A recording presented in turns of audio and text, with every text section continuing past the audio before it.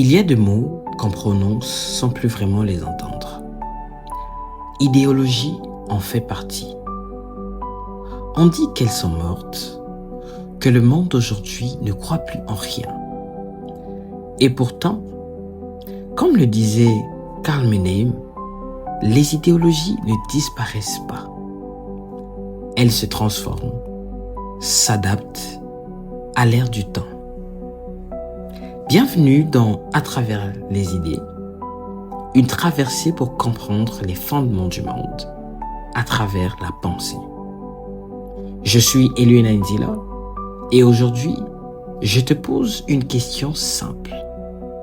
Les idéologies gouvernent-elles encore le monde ?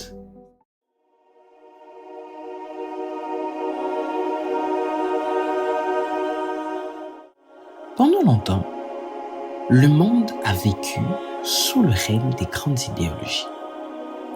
Libéralisme, marxisme, nationalisme, foi religieuse. Ces systèmes de pensée donnaient un sens, une direction, une promesse. Ils proposaient une vision du monde totalisante, comme l'avait analysé Hannah Arendt, un cadre d'idées où tout semblait avoir une place.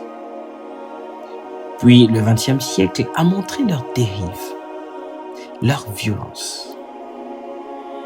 Le nazisme, le stalinisme, les totalitarismes de toute nature. Ce désenchantement, Max Weber l'avait pressenti. Quand les grandes croyances s'effondrent, le monde devient désenchanté, livré à la rationalité technique. Alors, beaucoup ont voulu croire qu'on pouvait vivre sans idéologie. Mais peut-on vraiment vivre sans croyance collective, sans un récit qui nous unit, qui nous dépasse ? Comme le disait Paul Ricoeur, même la critique de l'idéologie est elle-même porteuse d'une idéologie, celle de la lucidité, du soupçon.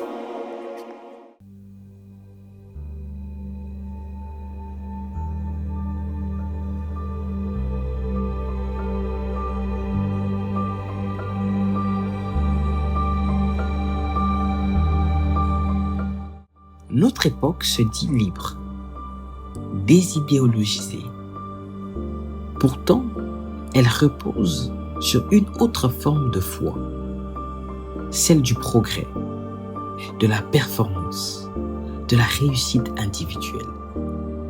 Nietzsche avait prévenu, quand Dieu meurt, ce n'est pas la fin des croyances, c'est leur dispersion. Les valeurs anciennes se fragmentent et renaissent sous d'autres formes. Aujourd'hui, on ne parle plus de salut collectif, mais de développement personnel. On croit en la science, en la technique, en la croissance. Comme jadis, on croyait en la providence. Et quand ces croyances vacillent, Camus nous rappelle que l'homme moderne ressent l'absolu. Ce sentiment du vide entre notre soif de sens et un monde silencieux. Peut-être que le désenchantement du monde n'est pas une absence de foi, mais une foi qui ne sait plus se lire.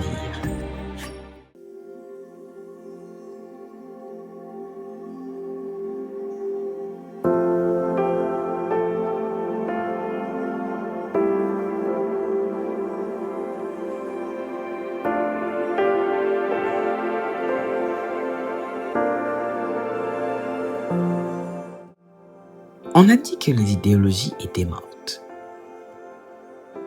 Mais elles ont simplement changé de visage.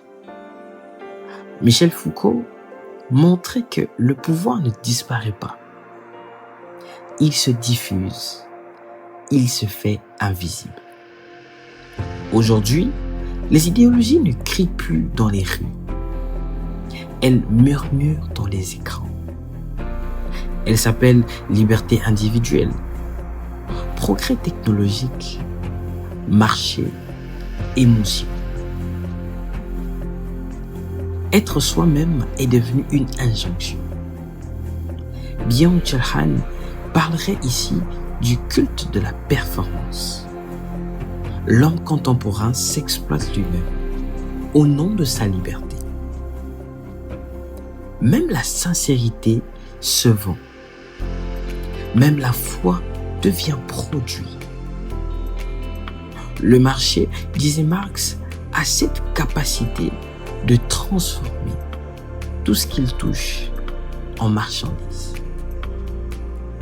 Aujourd'hui, cela va jusqu'à nos idées, nos émotions, nos convictions. Et dans ce grand flou, comme le disait Gilles Lipovetsky, la société devient hyper moderne, saturée de choix, mais pauvre en sens.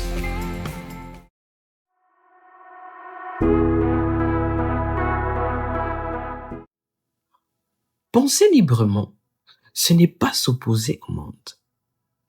C'est l'aimer assez pour vouloir le comprendre. La vraie liberté, disait Spinoza, n'est pas de faire ce qu'on veut, mais de comprendre pourquoi on le veut. Penser librement, c'est discerner. Savoir quand une idée nous élève et quand elle nous enferme.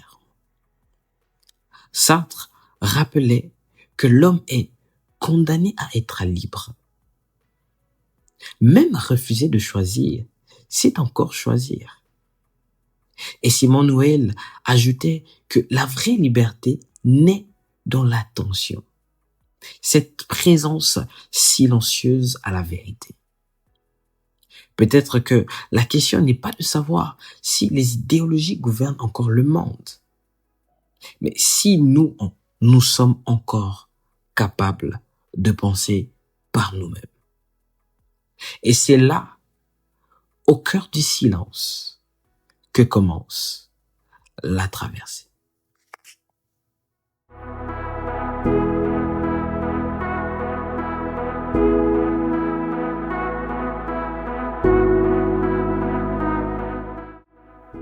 Merci d'avoir écouté À travers les idées, une production d'Elena Enzila pour celles et ceux qui cherchent à comprendre le monde et à se comprendre à travers lui. N'oubliez pas de liker, de s'abonner, de commenter et de partager.